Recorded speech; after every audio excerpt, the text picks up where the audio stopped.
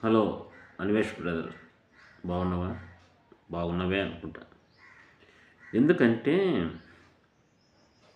అతి ఉత్సాహము, అతి ప్రవర్తన, అతి మాట వ్యవహారం జరుగుతగిన తను తీసుకున్న గోతిలో తనే పడతాడనమాట. నువ్వు పాశ్చాత్య దేశాల్లో తిరిగి అక్కడ కల్చర్కి అలవాటు పడి సో అంత లెక్కల ఇదే రకంగా ఉండాలంటే గిన అది కరెక్ట్ కాదు బ్రదర్. ఒక్కొక్క దేశంలో ఒక్కొక్క కల్చర్ అలవాటు పడి ఉంటుంది, ఒక్కొక్క కట్టుబాట్లు ఉంటాయి. సో వాటి ప్రకారం ముందుకెళ్తుంటారు అన్నమాట.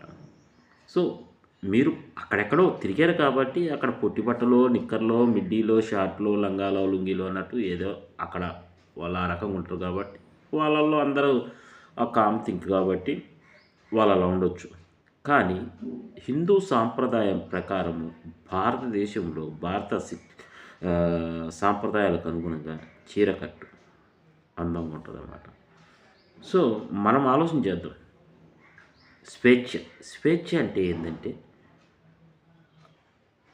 ఒక్కొక్క రకంగా, ఒక్కొక్క విధంగా కొన్ని కొన్ని వాటిల్లో కొన్ని రకాల పద్ధతుల ప్రకారం స్వేచ్ఛ ఉంటది తప్ప, కట్టుబాట్లల్లో ఒక పద్ధతి సిస్టమ్ పాటిస్తామనమాట. మనం ఎంత దూరం వెళ్ళినా గానీ, అమ్మ బయటికి నుంచి వస్తే గిన దిష్టే తీయాల. ఇంకొక ఏయన్నా కార్యక్రమాలు చేస్తే గిన పసుపు నీళ్ళే చల్లాల. ఇవేంటంటే ఒకటుంటాయన్నమాట. ఆ పొట్టి బట్టలు కట్టుకొని మన ఇంట్లో ఒక 5, 3, 4 అన్నదమ్ములు ఉన్నామనుకో, పెద్ద ఫ్యామిలీ. సో మన ఇంట్లోకి ఇద్దరు ఆడోళ్ళు ఉన్నారనుకో, వాళ్ళకు కూడా షార్ట్లు వేసుకొని, బనీన్లు వేసుకొని తిప్పితే మనం చూడగలమా? శివాజీ గారు అనేది ఆ చిన్న లాజిక్ అనమాట. తిరగండి, బాధేం లేదు. కానీ మనం ఎలా ఉండేది, ఏ రకంగా ఉండేది, మన వే ఆఫ్ బిహేవియర్ అంటారు. అదే face is the index of mind అంటారు చూడు, ముఖంలో కనపడుతుంది అన్నట్టు మన పద్ధతులు, మన సాంప్రదాయాలు, మన కట్టుబాట్లలో అలా ఉంటుంది తప్పక మేబీ ఎంత పెద్దవాడైనా కానీ ఏడో ఒకసారి 2, 3 మాటలు తప్పుగా దొరుకుతుంటాయి. సో అతను కూడా 2, 3 మాటలు అన్నాడు, క్షమాపణ చెప్పాడు తప్పు.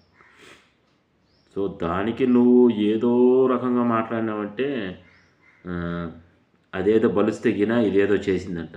ఆ రకంగా నీకు కూడా బలుపు ఉన్నట్టుంది. సో ఒక్కసారి డౌన్‌ఫాల్ స్టార్ట్ అయితే గిన మళ్ళీ పైకెక్కి రావటం అది నీకు తెలుసు. ఏ రకంగా రావాలన్నా ఎంత కష్టమో. సో నీకై నువ్వు డౌన్‌ఫాల్ స్టార్ట్ చేసుకున్నావు. చూద్దాం నీకు ఎలాంటి సమానత్వం ఏ రకంగా చేస్తారో. ఇండియా వాళ్ళే కదా చేస్తారు.